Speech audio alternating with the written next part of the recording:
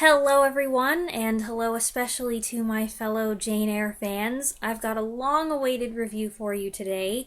After having this on my to-do list for several years, I finally read the manga version of Jane Eyre. This was published by Udon and Morpheus in 2016 as part of their Manga Classics line, and it features text adapted from the Charlotte Bronte novel by Crystal S. Chan and art by Tsuneko Lee. For those who don't know, manga, or manga as it is sometimes mispronounced over here, is a Japanese style of graphic novel or comic book.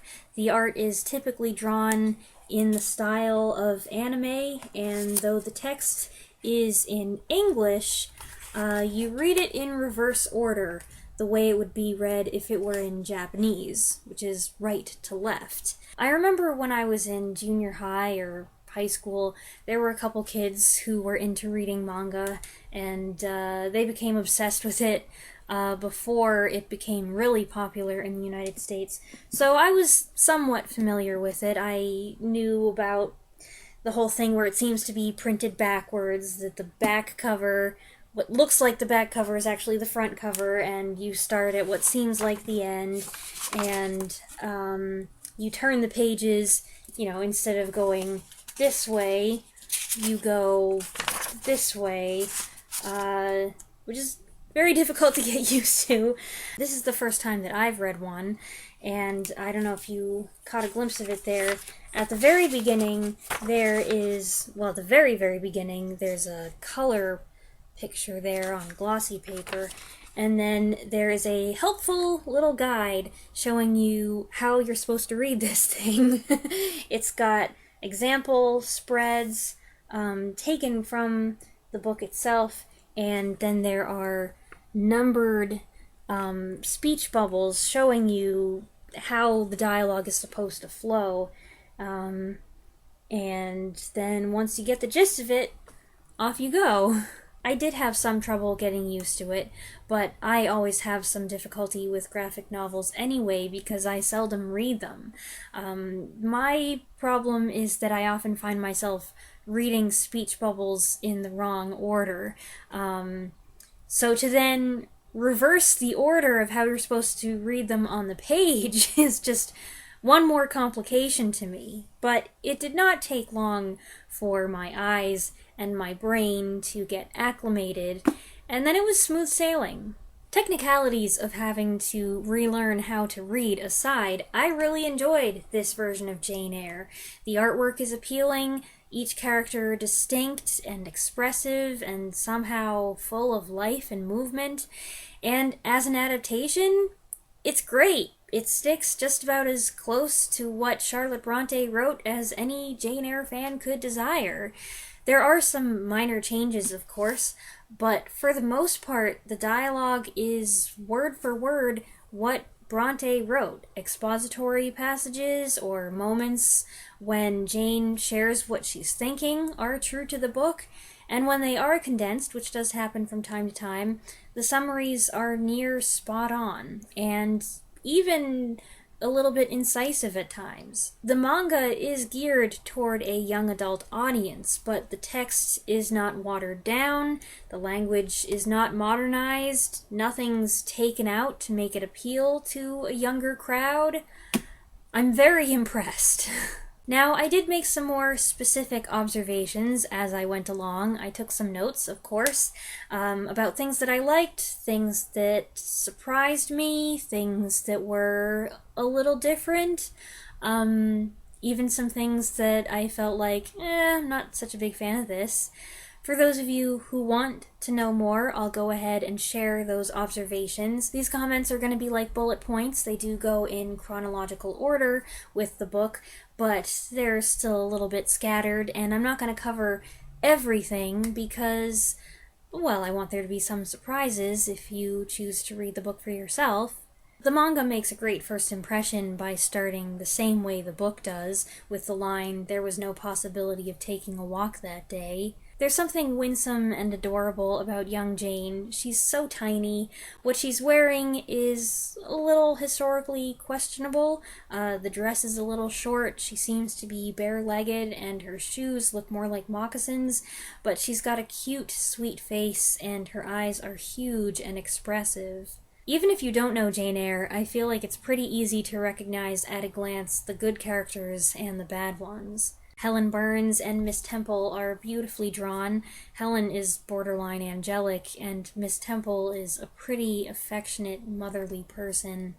Brocklehurst is tall, thin, and dark, not old and craggy like some of his counterparts in filmed versions, but he does show up at Lowood in a fur-trimmed coat that looks like he's wearing a feather boa around his neck.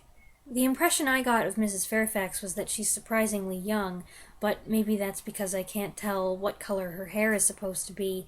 On closer scrutiny, I thought her cap looked like a pillbox hat with a little veil decoration, which is interesting. To save time, there's no misunderstanding about Mrs. Fairfax. She explains to Jane right away that she's the housekeeper, and Rochester, the master, is away, so we don't have that comical mishap. Rochester is too good-looking, probably, with dark, wavy 90s hair. When Jane insists on getting help, she's depicted as indignantly putting her hands on her hips, which made me laugh.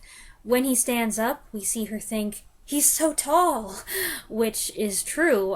Both Rochester and the dog look massive compared to her. I'm very pleased with this first meeting. The hands on the hips is a bit much, but it's a great first interaction, and it has the bits where Rochester calls her a little elf and talks about the men in green. Sometimes to convey emphasis or heightened emotion, the way the faces are drawn becomes much more exaggerated and looks more like the anime art style. For example, when Rochester asks Jane if a teacher coached her in her artwork, she freaks out. It looks like she slams the lid of the piano down. Wow! A similar thing happens in the "You study me, Miss Eyre, do you find me handsome" exchange. Rochester says, "Go on, what fault do you find with me? Does my forehead not please you?" And I don't really like how that's illustrated. It makes it seem, well, for one thing, the text is larger and it's in bold, which to me makes it seem like he's shouting, and the way it's drawn makes it seem like he gets in her face and is yelling at her like, "What fault do you find with me? Does my forehead not please you?" And it's kind of crazy, like, dude, calm down. The fire scene happens, and this is a rare instance where we have a Rochester who does not sleep with a shirt on. He does have pants on, though. This panel is a little too much like, I don't know, an Old Spice ad, but Jane looks so darn cute in this scene, and the illustrations are very charming and romantic. Blanche Ingram comes on the scene, and wow, her hair is so... it's almost like tentacles. There is a gypsy scene, very nice, good job, happy to see it. And it's quite satisfactory, it's not too short, it's not absurdly obvious from the get-go what's going on. Well, maybe it is. I don't know, I couldn't say what a first-time reader would think. Certainly I know what's going on. That period of time where Jane is left alone with Mason, I found a bit disappointing. It's not scary at all, nothing alarming happens. Maybe I'd feel differently if I wasn't so familiar with it. And plus I've got all these other adaptations rummaging around in my brain, so I have certain expectations for what this version might do, and so when it doesn't do much of anything, it's kind of like, oh, okay, but it was fine. The first significant omission I detected, and whether this is really significant or not I think is up for debate, is the dialogue when Jane returns to Thornfield from Gateshead.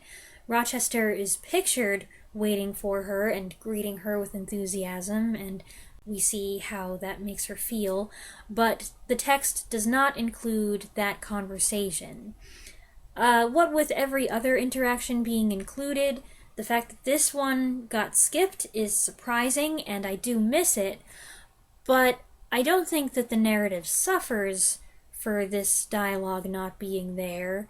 There are certain lines that, well, I don't know. Like I said, it's up for debate.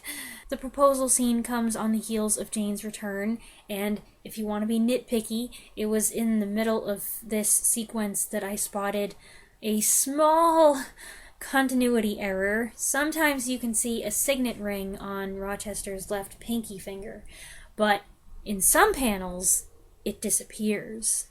In the first conversation post-engagement, not at the very start of it, but as it progresses, Jane seems melancholy, talking about his feelings for her fading over time.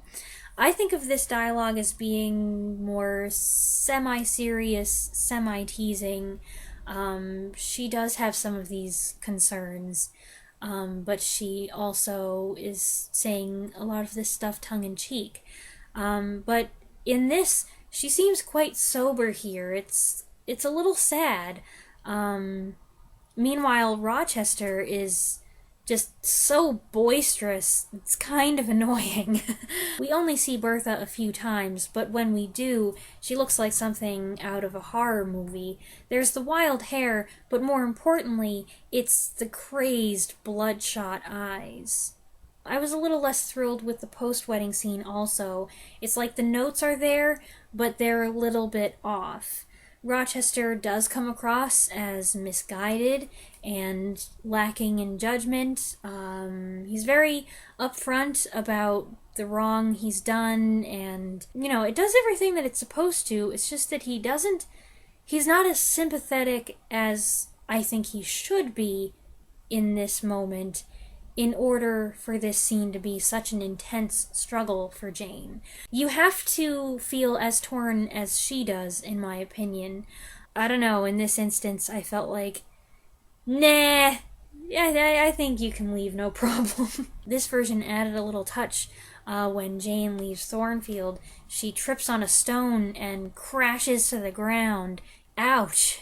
Jane's wanderings are condensed quite a bit, as they often are in adaptations, and from there, things move quickly, yet I'm still impressed with how thorough it is. There is very little that's left out.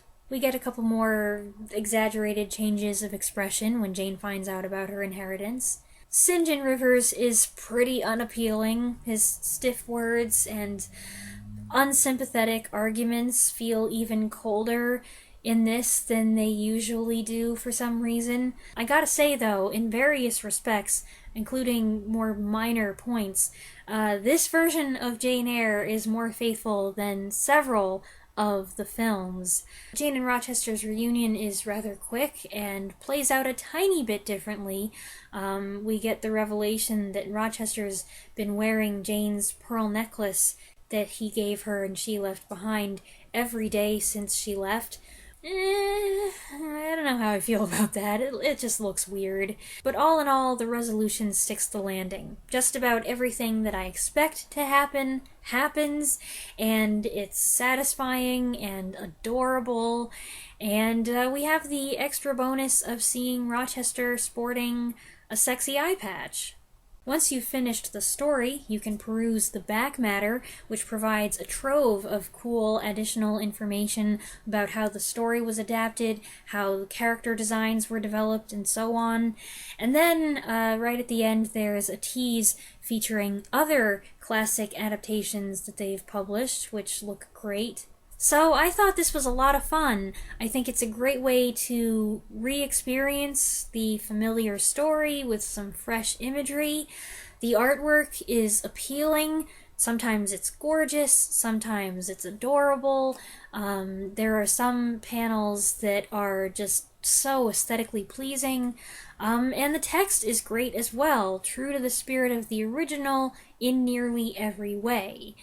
I can't really bring myself to recommend any graphic novel adaptation as a replacement to reading the book itself.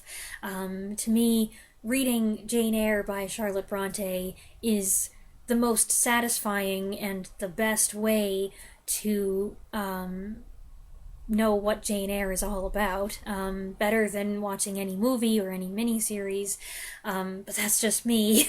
But it can serve as a very good introduction, or for a fan who knows the story already, and a fan who knows the story by heart, it has special appeal, particularly if you like this art style, and I know many people do. I hope you enjoyed this video. If this sounds like something that would be up your alley, I encourage you to check it out. And if you have already read this manga adaptation of Jane Eyre, and I know that a few of you have, let me know what you thought of it in the comments below. I'd love to hear some other feedback. So go ahead and do that, and I'll see you again soon. Thanks for watching.